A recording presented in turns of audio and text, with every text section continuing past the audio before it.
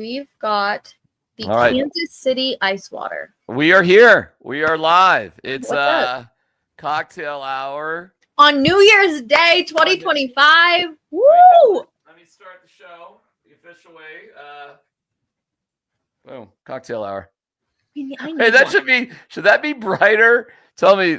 Right there. Right there? Nope. Oh, right there. Back. Right there. Right there? Yep. Okay. All right, I'll go down. Okay. I need one. Where did you get it? We'll talk. I'll get you one. Yeah. I'll get you one. I'll get you one. No problem. Also, do you like my cup? I love your cup. In honor of the Broncos wearing the throwbacks this weekend. Oh, nicely done. Thank you. Nicely done. Do you want to? I do have hold on a second. I got a little, maybe you can describe it. Yeah. So what are we drinking here today, basically? Gin, vodka, lime juice, triple sec, and 7-Up. I'm more of a Sprite gal over 7-Up, but I did get the 7-Up to try it. DMac, cheers. Oh, that is tasty. That is good. Oh, my God. I'm really impressed. I feel like we've gone 4 for 4 since doing this. No, the Bloody Marys were terrible. That's because you're not a Bloody Mary person. Oh, my God. They were awful. This is really tasty. Hey, what is triple sec? I have no clue. I know sports, okay? I don't know alcohol. But it's delicious. I just want to let you know, as we do this, I'm backing it up a little bit with, hold on, let me get us back here. I got some we ordered Little Famous Dave's some barbecue as well. No way. I mean, I love Cat Cave, my wife, but did she really think I was going to eat all this during the podcast? I don't know. That looks amazing, though. I'm so jealous. So we got the KC barbecue spirit with our KC ice water. And everybody was talking about the Kansas City Chiefs. Talk to us. Take us inside the locker room there, Rach. What's good today? Today was really interesting. One, because the locker room, while we were in there for the normal amount of time, everybody was watching the ASU. I'm sorry, DMac. Heartbreak. Texas game. So not a lot of guys were in there. They were all in the training room or massage room. What's the name of that room? I can't think of it. That's it. Yeah, I'm good enough. I know what you're talking about. Yeah. So they were all back there, and there were a few guys walking around. The funniest interaction we had was really Jared Stidham, right? The jokester of the team. It feels like him picking on Brandon Jones, who went to Texas. And man, oh man, was he just dogging on him when they missed that field goal. So we were in there for that moment, and then we didn't get to see a lot of the rest of the game, but it was really interesting to watch them, really pick on each other and all the screaming and all of it. It was just fun. So I've never been a part of a locker room where I got to actually see a reaction to another game, and that was pretty cool. That is cool. Usually the TV's in the locker room, and they do have TVs there. At least when I've been in there, they're playing the next week's opponent. You'll see Chiefs. Is that the case? Was there just video of some sort of Chiefs game? They had NFL Network on one, which was Minnesota Green Bay. Oh, okay. And then they had the Texas ASU game on. So it was just fun, though. It was fun to be able to watch it. Well, I'm trying to. I don't think.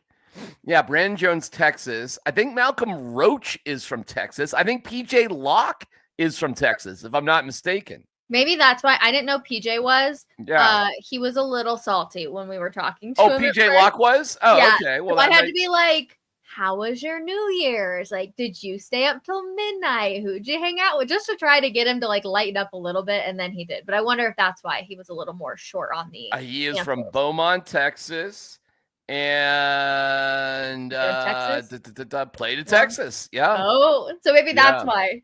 Yeah. I want to talk today. Yeah, Malcolm Roach is definitely from Texas. Went to Texas as well. I didn't even know Brandon Jones went to Texas. So, and there may be just a lot of Texas guys on the team too. There tend to be. I don't know of any ASU guys on the Broncos. Do you? Can't think of any. No. Trying to think if there's anybody offensively. I can't think of it. I'm not saying there's not. I just can't think of it off the top of my head. But we've had a pretty famous ASU guy as a quarterback of the team, Rach. That's Brock Osweiler, right? I literally was about to say Brock. Did you know he was at the last home game? Was he selling popcorn? What was he doing? He was down on the sidelines, and I was like, he was? Yeah, I wonder how Broncos country feels about Brock Osweiler. Well, he is a broadcaster. I wonder if he was doing something for some sort of network or radio station or some sort of other media outlet. But I know he is doing something like that. The picture I saw of him was with his family. Oh, really? So I think he just came back. What pregame or postgame? I think pregame. Yeah, interesting, right? All right, well, good for him, man. Like how do we feel? Who's the most hated Broncos quarterback? Oh, certainly not Brock Osweiler. I think that'd be crazy. I mean, who's a drama? I don't know, man. I think he was treated like shit by LA. And they did bring him back eventually to a really, really bad team. Started 3 games. You forget that he actually came back to the Broncos. They got him back here, and that didn't work out. I always had really positive interactions with Brock. I always did. I always thought he was a good dude, and he was nothing but friendly to me. So I don't have anything bad to say about Brock Osweiler. So, I do have to tell you, I talked to Jared Stidham today. Talk to me, yeah. About something like non-related. But I was like, DMac Radio, do you know him? Works for Altitude, that used to work for the Fan, all this stuff. And he goes, rings a bell. And I'm like, I wonder if you said something. Well, Scott Hastings calls him Jarrett Stinkum. And I don't. I like Jarrett Stidham, but I mean, I do too. He's on the show where one of my co-hosts calls him Jarrett Stinkum. So that's probably not great. But I'd be stunned if he would associate me with that. Yeah. In all honesty, Rach, these guys, I'm just not there the way I used to be because I'm on from noon to 3 instead of, 2 to 6 or 3 to 7 or something like that. So I'm just not around there all that much. I'd be really surprised if anybody cared or listened. And now I'm on when they're all at work. Yeah. I mean, aside from this, if they want to, watch this stuff, I mean, they can watch this anytime they want. Has any player ever come up to you and been like, screw you for an opinion? Yeah. I mean, Marquette King almost fought me. No way. You don't know the Marquette King story? No. Oh shit. I'm here for the tea. Marquette King. Here's what happened. He was on with the punter, Marquette King. He was on with Stokely and Zach, and he was very rude to them. And they talked about how rude he was. I mean, he didn't want to talk about football. He was kind of weird. And he was I heard it, and I put out there on Twitter, you should have more respect for somebody, Brandon Stokely, who played in the league for 14 years. This isn't just, Shamil and Shamazel who you're talking to. Yeah. This is a guy who's in the NFL and an ex-Bronco. And I think, just be polite, man. Don't be rude to a guy that's, got some skins on the wall. Well, he didn't like that tweet. And a couple of days, and he responded to me on Twitter, and he gave me the emoji with the what's the blowjob emoji? Sorry to be so graphic here, but whatever that emoji is. Yeah. You know what I'm talking about? What is that? It's not a pineapple. It's purple. It's like a zucchini. Something like that, right? Eggplant. Eggplant. That's exactly what it is. There you go. So he responded to me like that. And I'm like, all right, whatever. And then I'm out at the facility, and he asked somebody, where's DMac? And I was pointed out to him, and he comes up to me, and he's pretty yoked up. Marquette King, for a punter, well, for anybody, was in really, really good shape. And he comes up to me, and he goes, hey, keep my name out of your mouth. And I said, well, or what? And then he steps to me and he says it again. I said, keep my name out of your mouth. And I go, or what? And it really was a Will Smith, Chris Rock moment right then and there. And when he said it the second time and stepped to me, I thought he was going to hit me. Look at you standing your ground. Yeah. And this was all, this got a lot of publicity, by the way. Eric Schubert stepped in. He went off to the locker room, and I just fired off my Twitter fingers. Marquette King just threatened to fight me. Send. I found out later Marquette King had some issues, that needed some, he just had some issues. Okay. So I had an incident last year with Jerry Jeudy, and it wasn't like that. It wasn't like threatening to beat me up, but it was confrontational, like on Twitter, and it could have been bad in person. And I sort of learned my lesson from Marquette King, although it made for an interesting story, that's for sure. And once I tweeted it out, it got picked up. So you can, if you wanted to Google Marquette King fights Denver guy or whatever, you can find tons of stories about it. I absolutely will right now. What was the Jerry Jeudy stuff? Jerry Jeudy was in a really sensitive mood because right at the trade deadline last year. And I was like, just in the locker room, Jerry Jeudy, upset, blah, blah, blah. I was just talking about his state of mind and, what he had just said. And Jerry Jeudy, like, reached out to me directly, like, what do you say about, like, angry at me? Like on a DM, something like that. And I just left it alone. I forget, I just left it alone. I didn't do anything with it. I could have used it to sort of, for my own selfish reasons, I suppose. But I didn't. I knew the Broncos wanted to trade him. I knew if I put things out there that made him look bad, it could impact the trade possibly. And I knew he was another guy who was kind of unstable at best. So there's been other guys who have just hated my guts because I've been critical of him over the years. But that was the most confrontational one ever, when Marquette King almost fought me. So I mean, look at it. Here you go. There you go. Wow. Yeah. Got the tweets, the whole thing. It sent me a pic of Broncos PR trying to best to keep Marquette King away. Oh, wow. That's a picture. Look at me being separated with Eric Schubert. I didn't know somebody had a picture of it. That's pretty funny. Yeah, that's who had a picture. Who had a picture of that? I don't know. So there's me on the left. There's Marquette King about to, knock me to DMac heaven. Well, and you and Emmanuel Sanders are good now, right? I'm good with the man. Yeah, I think so. We went back and forth on Twitter. We never really had any kind of vocal exchanges like in the locker room or on the field. All of our stuff was on Twitter. And we hugged it out. We were on a couple times. I like Emmanuel. We've talked offline. Emmanuel's another guy who's just, Rachel, these guys stop playing, and it's an emotional roller coaster as a player. I mean, I do get that. I like Emmanuel Sanders quite a bit. We've talked a lot. I consider him a friend. I don't know what he would consider me, but I don't have anything but good things to say about Emmanuel now. The beef that I had with him is that I caught him, you know what? I'm not even going to rehash that. That's not worth it. It's not worth it because we really have settled our beefs, and we're friendly. We're friendly enough where we can call each other on the phone, and we have over the years. And I really do like Emmanuel, so I'll just leave that there. How about that? I love it. I also just love how, first of all, thank you for sharing that story. Fascinating. I did not know that. So you get all the tea on these late night shows, right? It's like, oh, what's all the dirty details for what happens in Denver sports media, which is fun. Locker room, though. Let's go back to Broncos. Yeah. Because, of course, Carson Wentz going to be starting.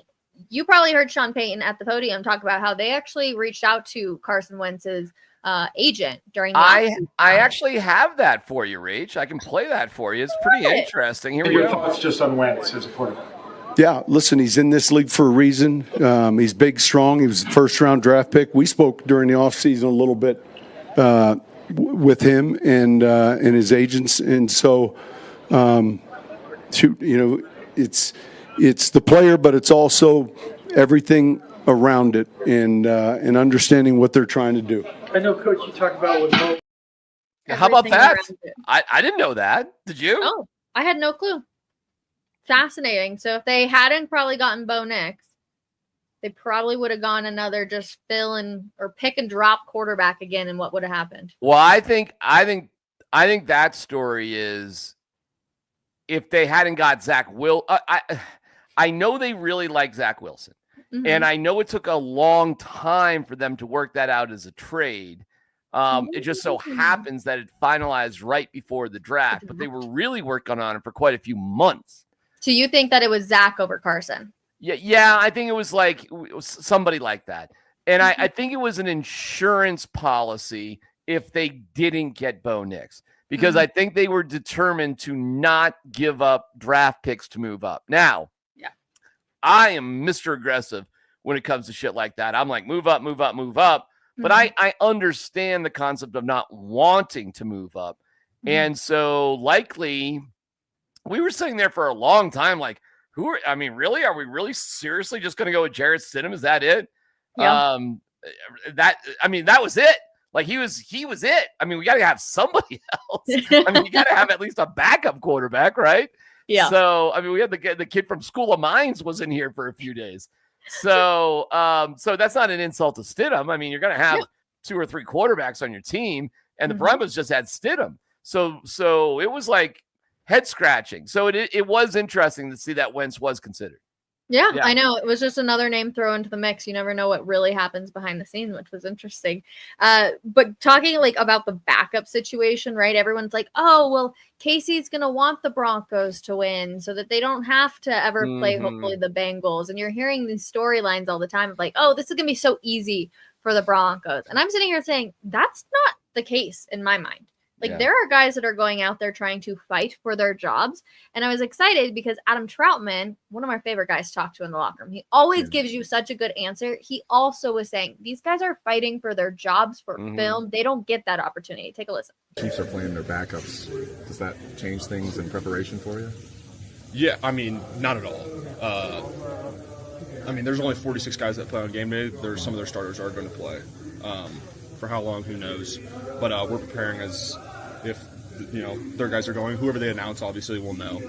But, from an offensive standpoint, when you look at a defense, obviously they have great players on defense, but also their scheme's elite. So it doesn't matter necessarily. It does matter who's in there, but to an extent it doesn't because of their scheme being so elite, because their defensive coordinator's so good. Yeah, and it doesn't really matter because the scheme remains the same, whether it's backups or it's Patrick Mahomes out there. Like, this isn't going to just be a hand-me game to the Broncos, at least in my opinion. Are you on the same page? I think the Broncos are going to kill them. I think whoever's playing for the Chiefs is going to try hard. But, I mean, you know what it is? They're all NFL guys. But in my mind, it's like how much money is on the field and how much money is off the field. And that's, to me, the way we should look at it. We should look at it financially. Like, we could also have this exact same conversation with how much is Bo Nix making compared to Carson Wentz, but Carson Wentz has the experience compared to Bo Nix. Yeah, that's fair, but when I've heard this whole like, well, you can only deactivate so many guys. Well, it's not like a college team. I kind of roll my eyes to that whole thing. Like one of the worst cliches, I mean, it's not a worst cliche, but a ridiculous cliche is next man up.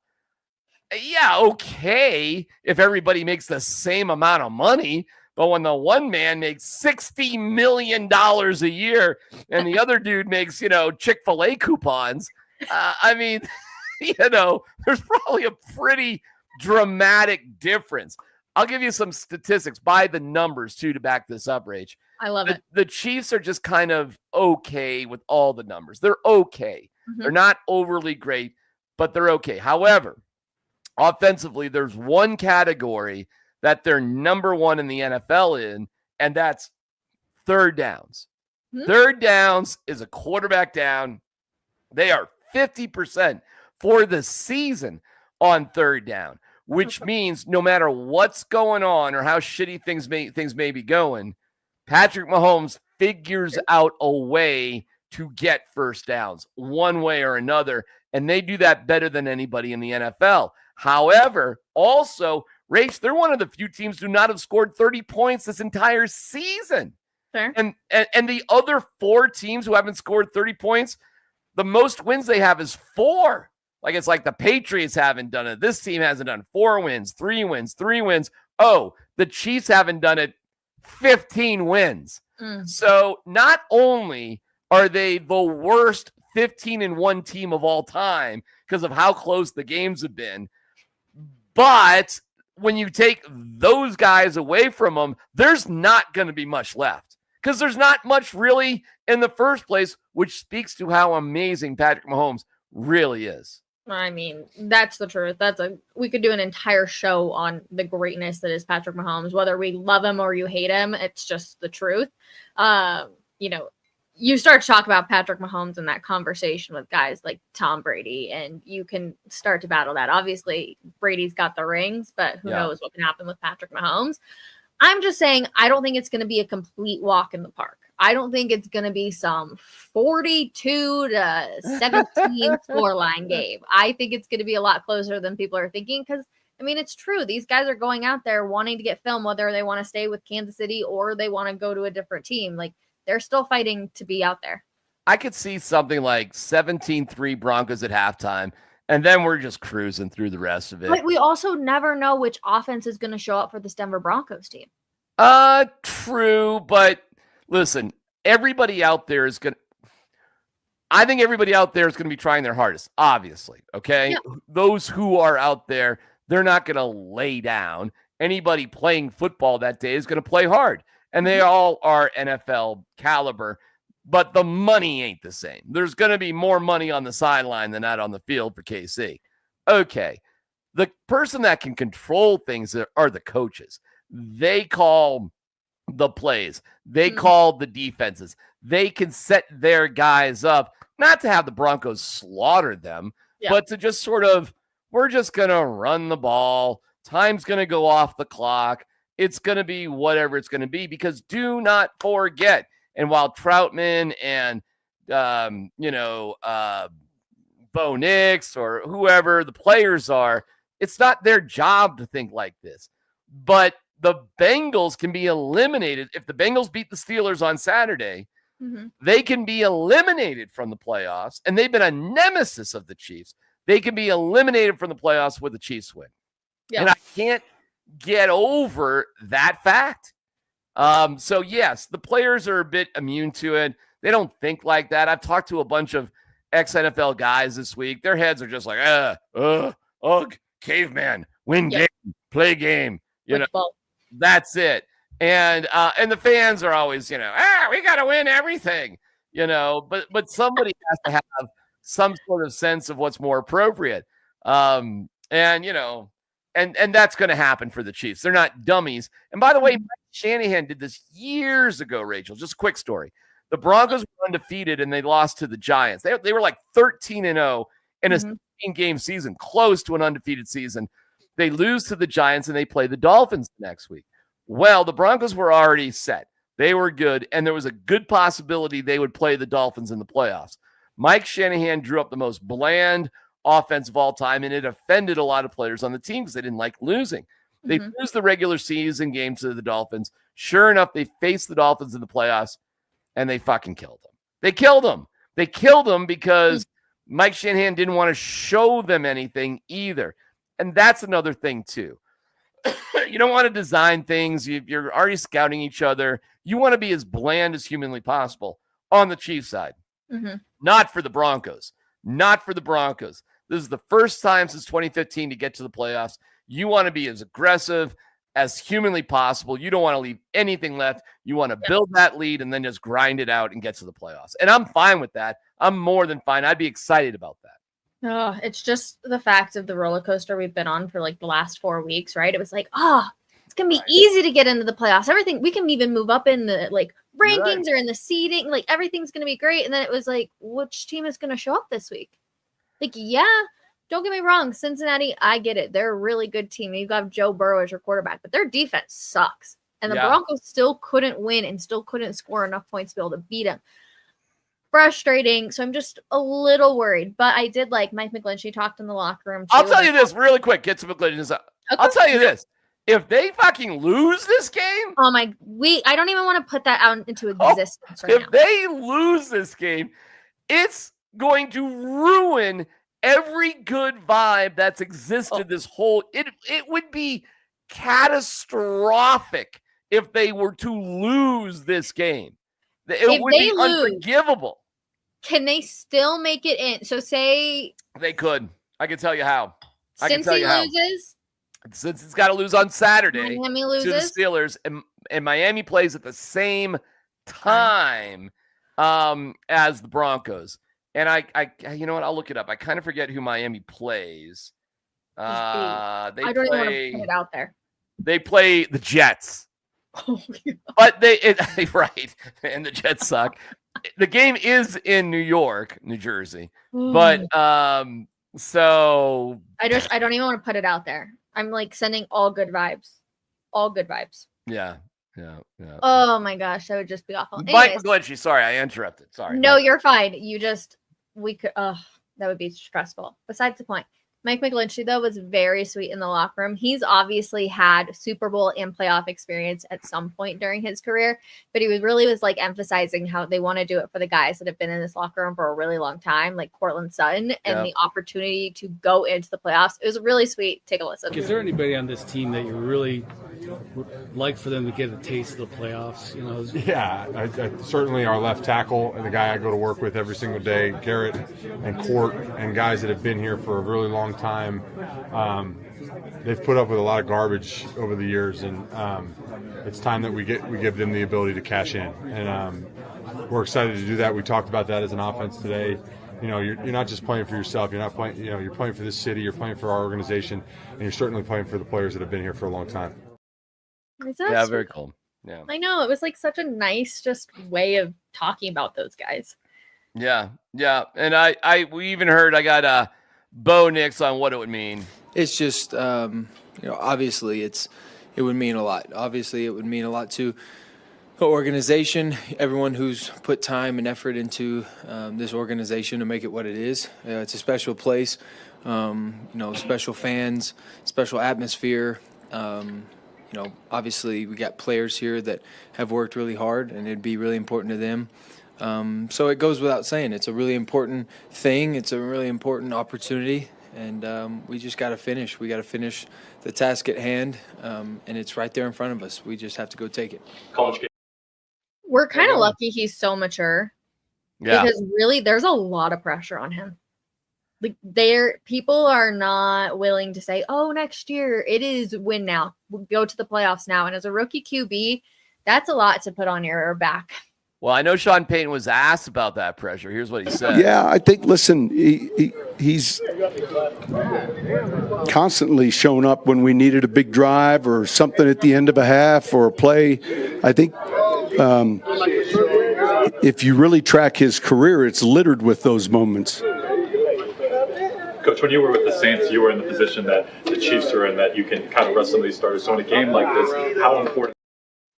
Kind of true when you think of it. Like, came from behind in the fourth quarter against the Jets. They won that game. Came from behind against the Chiefs, and they should have won that game except for that blocked field goal. Came from behind and tied the game. Hold on. I'll straighten it out. I'll straighten it out. Give me a second. He's coming back. Cocktail hour. There we go. And they came back, even last week where if you went for 2, you probably would have won the game. Why don't you go for 2 then? I don't know, Rach. You got the guy that does it. He wants the ball. Why don't you? I think Sean Payton just blinked. What do you think? Why do you think? I was not in favor of going for 2 points. I didn't feel super confident in that just because losing, and you can at least extend your time of being still in the game. Mm-hmm. Looking back now, though, and after having evaluated, they should have gone for it. The momentum was all there. It was just with the Broncos. They should have went for it. Well, in fairness to Sean Payton. Okay, question though. Yeah. If you would have gone for 2, do you do a pass or do you do a run? I would have done. Wow, we're doing some X's and O's. I did not play the game, Rachel. I know that's a shocker looking at me. I would have done, I don't know what you call it, but it would have been like a little boot play action. So you got the running back behind you. You fake to him, to the left. You roll to the right. You drag a tight end like a Nate Atkins along the goal line. And then you drag Courtland Sutton along the back of the end zone. Okay. And then Bo Nix rolls out to say his right. And then boom. The ball's in Bo's hands. He either goes short to like a Nate Atkins, a little deeper to Courtland Sutton, or just run in. Yeah. I mean, I wouldn't have probably just run it up the middle. The boot roll has been a great play for the Broncos throughout time. It's a very simple play. It's only 2 yards. And with an athlete as good as Bo Nix, you know, a little fake and the guy might go for it. You know, the guy's open, or if he covers the guy, you just dive in or whatever. Yeah. I would have, you know, here I am doing X's and O's. I would have dialed up a play so Bo Nix would have had a couple of different options to make the right choice. I would have, Rachel, I would have trusted my quarterback. Yes. Trust your quarterback. I would have trusted my quarterback. Fascinating. We were on. We were doing it live, you know? That reaction is so iconic. I will beg everybody in the comments, go watch that portion of the video. It is so good. We got it. I got it in my shorts segment. You can find it really easily. It's edited really cool too. And I was screaming for it. Oh my gosh. You were so funny. You were in Kansas. I'm like this. And Rach is like just like 30, not maybe 18 seconds ahead of me. So she's trying not to spoil it for. I like literally jumped out of my seat. DMac didn't even recognize that I had left my seat yet. I had not, because I was watching. I was my eyes were up. I was watching the game. I wasn't watching you. And I was like, go for two. And then I wasn't watching the TV, and they kicked the extra point. And I was like, oh fuck. All right. I guess we're going for one. Also, but it was funny later to find out from Sean Payton that, because I did ask him about it on Monday, Rach, on the conference call, on the Zoom call, and he did admit he had second doubts about it. Second thoughts about it. He did admit that. Kills. Yeah. That kills. That sucks.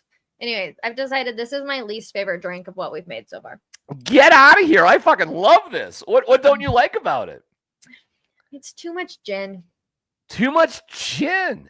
Not a fan. Our bee's knees was really good. Although it was a pain in the ass to work or to pain make. In the ass. It was. We had to use a saucepan and heat things up, and that was boy. You don't like this? It's too ginny for you, really? Oh, I loved what was the first one we did? The Hoosier Heritage. Loved that. Was really good. That was really good. Yeah. What are we gonna Dude, do? I can't believe you don't. I'm definitely having another. I was gonna go to the Nuggets game tonight, but not now. Okay, we haven't actually really talked a whole lot of basketball. We've been talking a ton about Broncos, obviously. Yeah. Nuggets. How are you feeling? I'm so curious. Well, they've had 3 games in a row where they've scored more than 130 points. And they've Jamal. Yeah, and Jamal's played pretty well. So on the surface, I probably should be pretty excited about my basketball team that scores 130 points a game. So they do have an elite offense. They do. Yeah. But they take the least amount of 3-point shots in the NBA per game. Which is crazy considering who you have on this team. Jokic, I get. But Jamal and Michael Porter Jr.?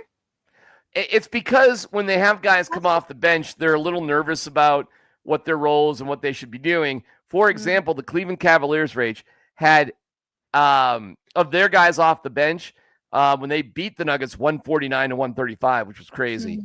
They took 18 3-point attempts from the bench. The Nuggets bench that night took 5. Now, they hit 4 of them. And so while the Nuggets can score on an elite level because they're really good in the paint, down low, and they're good on the fast break too. They do both those things well. So there's a lot of dunks, a lot of layups, a lot of inside scoring. Makes sense. It's the most exhausting way to play basketball. Yeah. It's so you can do it. You do it really, really well. But my God, it's exhausting. And exhausting, physical, demanding. Yes. And their defense, their 3-point defense is terrible. So they tend to need to score all those points because they're giving up like 120 points to the Detroit Pistons, who are terrible. So how do I feel about them? I feel like by the time they get to the playoffs, Rach, playing this style of basketball, they're going to be absolutely exhausted. Who will go further in the playoffs, the Denver Nuggets or the Denver Broncos? Probably the Nuggets, because I think the Nuggets can win their. Well, fuck. All right? Well, I'll answer your question with a question. What seed are the Nuggets in the playoffs? Where are they? 1, 2, 3, 4, 5, 6, 7, 8. What do you think? Gosh, I'm gonna say like 6 or 7. Well, there's a big difference there because if you're 7, you're playing in that play-in tournament. Yeah. If you're 6, I think they're gonna be exhausted though. We'll say 6 just for simplicity. All right. So if you're 6, you're playing the 3. I think that's how it goes because the 2 play-in teams play the 1 and the 2. Yep. So you're playing the 3. So can this Nuggets team? You know what? I'll just look at it. Why would I even fool around? I'll just look at the standings right now. People think that the Nuggets championship window is already closed. I think they need to make a trade. I'm not going to lie. They would be playing. Actually, they're 5th right now. But if they were 6th, they would be playing the Houston Rockets. All right. I'm not afraid of the Houston Rockets. Houston Rockets. Yeah, same. No. And the Mavericks are in 4th place. And the Nuggets have a tie-breaking advantage over the Clippers, but they have the same exact record. Yeah. So, actually, the Nuggets have 1 less loss than the Clippers. So, can they beat the Houston Rockets? Okay, yeah. So, who's going to go further? The Nuggets are going to go further because the Broncos are going to lose by 30 to the Bills. That game could be so brutal. It's so brutal. I do wish, though, I mean, I'm sure we won't be able to figure this out, but I would have loved to go with you and my wife and Anthony. Yeah. And I would love to show you where I used to live, where we used to hang out in Buffalo. Full experience. Yeah, I lived, if you want to Google Earth it, I lived at 75 Mariner Street. And Mariner Street, are you ready for this? Hold on. What city? Buffalo, downtown Buffalo. I lived in the city of Buffalo. Okay. I lived on 75 Mariner Street. Are you looking it up? We're gonna. Oh, absolutely. Okay. All right. I love a good Google. Yeah. I think you can find like the front of the house and everything if you look it up the right way. Hey, hold on. Let me get Yeah. there. All right. Familiar? Oh wow! I don't. No, that ain't it. Oh, keep going. Gotta go down the road a little. Is that Mariner Street? Oh yeah. Okay, now turn to the right a little bit. That's my house, right? Go straight in, right there on the end. That's my house. I don't know if I can go. Where. That's exactly where. Wow, that is fucking weird. That is so crazy. We could do that. All right, so this is awesome. So we didn't have the satellite dish. It's the same color. It's the same color all these years later. That's so messed up. It's the same color. Okay, so that's Mariner Street. Now go out to the street, and we lived next to a huge apartment building. You see that? Some nasty right there. That street. The name of that street right there is Allen Street. That's like Josh Allen. That's Allen Street. There it is. This is so fucking awesome. Go to the left a little bit. I'm going to take you to Nietzsche's, which is the nightclub. Keep going down. It's going to be on the left. Well, it was on the left. Maybe down just a little bit more. And yeah, I was in there maybe a little bit more. I don't know. It was there somewhere. All right, turn around and go the other way. This is fucking there. Great. It is. Oh, Nietzsche's. Do you see it? Yep, right there. Does it say Nietzsche's? It's still there. Holy shit. God, I saw some great bands in there. So you can see from my house where I could walk out, Rach, and be in a bar area. Here, keep going down the street. There's all sorts. This way or this way? The other way. Go around the other way. Because that's like the end of the block. So we go up here. Oh my God, this is so fun. So to the right and left are all bars and restaurants. Okay. And you're going past my block just a little bit, go up a little bit more. And there used to be on this corner, right there on that corner. That was my one stoplight to work. So I worked at 97 Rock, which was 1 block from that stoplight. And that's like a pizza shop or like a Euro shop, a sub shop right there on the corner that we used to order from. But that was my one stoplight. And believe it or not. Are you seeing this sign? What's that? Welcome to Josh Allen Town. Oh, so funny. So funny. Let's just see if I can get a... Oh, nope. Wasn't there apparently. Hold on. Back it up. Oh, my God. This is so great. There. Oh, hold on. Back it up. That is so great that we're doing this. Yeah, this is my old neighborhood. I lived there for 5 years. See? So fun. Look at that. Oh, you're awesome, Rach. All right, I'll show you where I worked. Let's keep going. Just go down the street a little bit. Keep going. Keep going. One more block, I think. Yeah.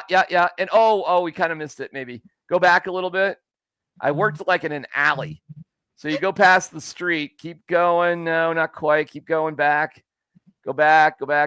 Okay, we'll take a left there. That's the alley. Keep going there and look on the left and keep going down like a couple more houses. And my radio station is in that building, I think, right. Keep going. The next building on the left there. This one? No, that doesn't look like it. Anyways, fuck. It's close to there. It's somewhere near there.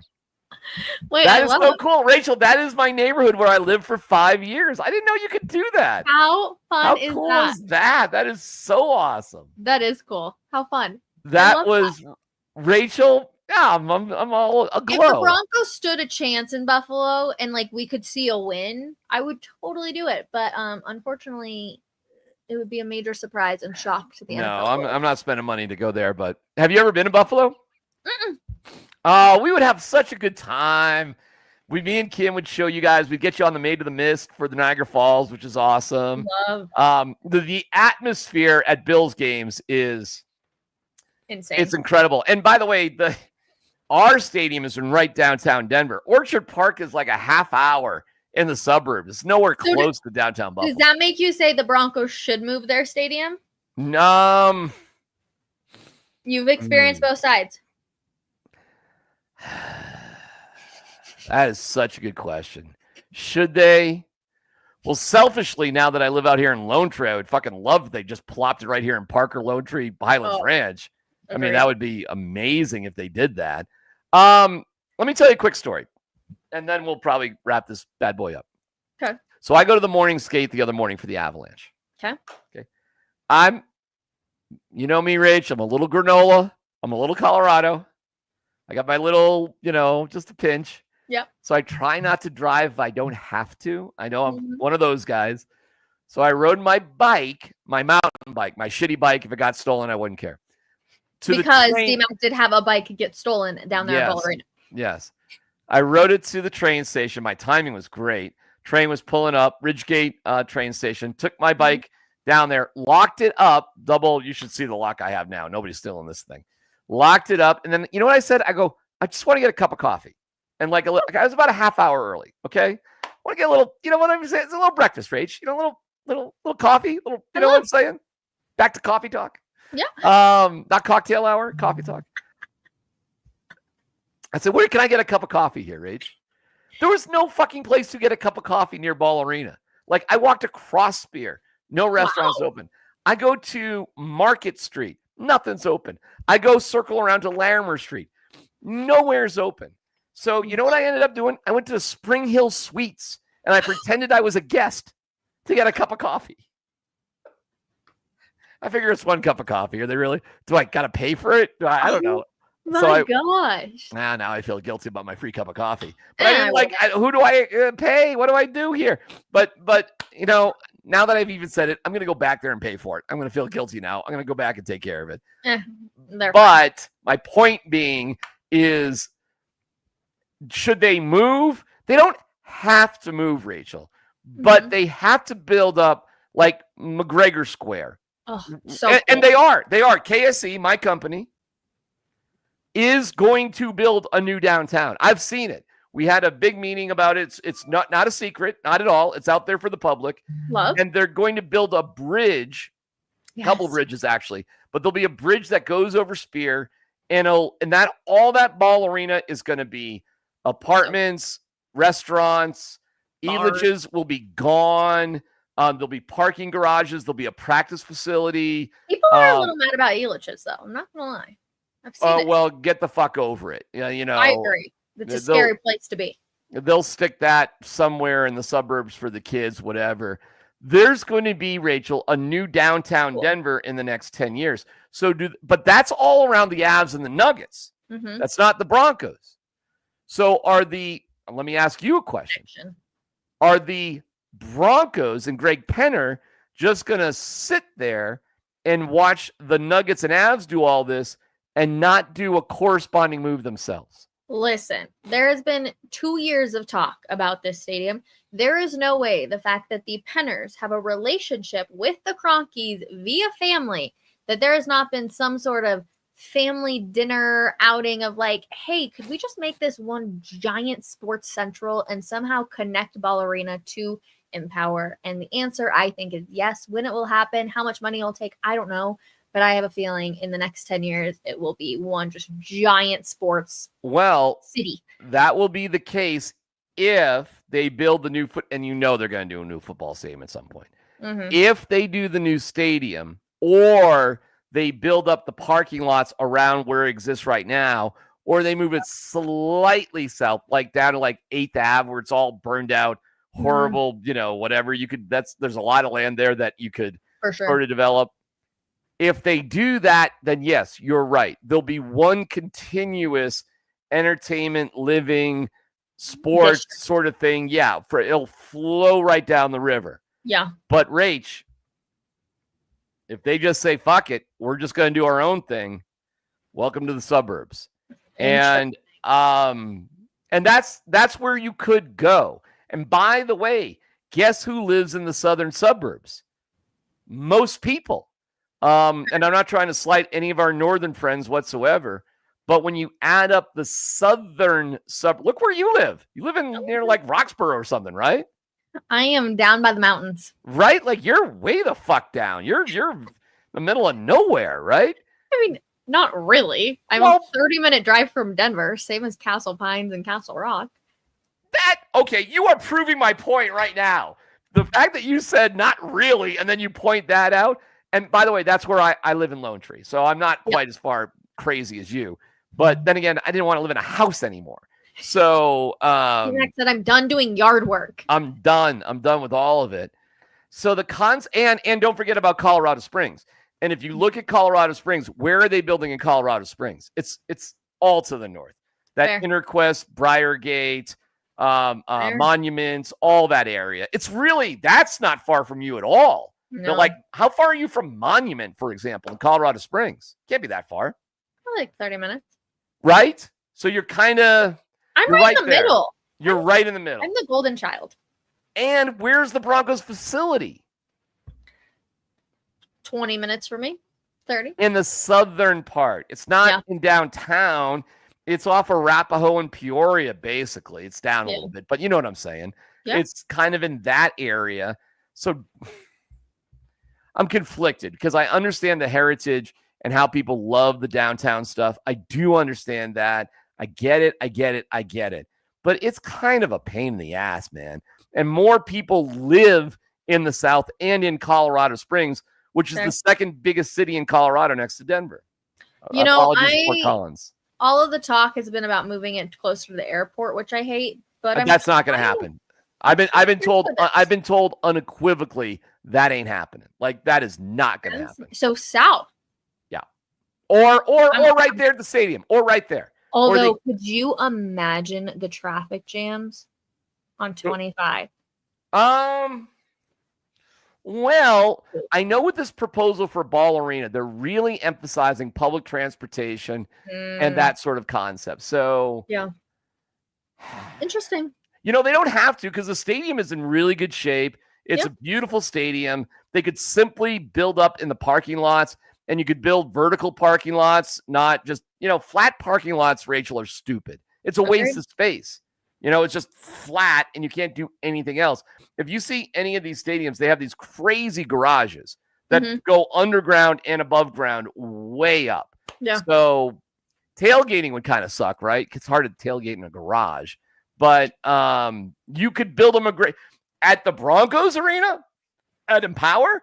You could build like 6 McGregor squares. You could. In all those parking lots. Can we give a huge shout out to my girl, Taylor McGregor? Because she's been killing it. She's killing it. The freaking college football playoffs. So proud. She's been absolutely nailing it. Are you buddies with her? Yeah, I've known her for a little bit. No, I wouldn't say we're like best friends. Like we don't text or anything, but like we've exchanged stuff via social media and she's really cool. So yeah, she's great. She's killing it. It was great to see her today. So fun. I know. Yeah. And she's way taller than Kenny Dillingham, the coach for ASU. She's also wearing some pretty good heels though. Oh, is that right? The outfit was stellar. 10 out of 10. All right, we got to wrap this up. I could talk to you all night though. I'm not going to lie. Are you really not like this drink? This is like one of my favorite drinks. You didn't like it? I'm definitely going to finish this quickly and then call that a day on that front. Oh, we should have honestly done champagne with it being New Year's, but we had to stick to the theme. I'm here for a theme. KC Icewater. I finished mine. Casey Icewater. How are you all in the comments liking the fact that this was 45 minutes? I like how you didn't touch a single thing. You better go. I didn't touch a. It's a beautiful plate, though, right? Eat the broccoli. Eat the broccoli. I'll eat it all. Who doesn't like broccoli? Love broccoli. But let us know in the comments if you like the 45-minute shows, because this ended up being 50. There's so much to talk about. Hopefully, well, I guess I might be drinking another one of these on Sunday when the Broncos beat the Chiefs. All right.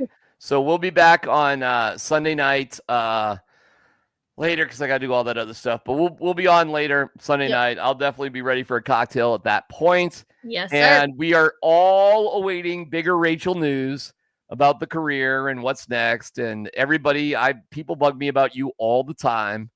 And just please just keep me in the dark. That's I got a big fucking mouth. So don't tell me anything. Okay. All right, we'll say goodbye. You want to say goodbye? Oh, Bye, wait. Cocktail hour's over. Turn off the light. Wait. Hold on. Cocktail hour's over. Everybody, have a good night.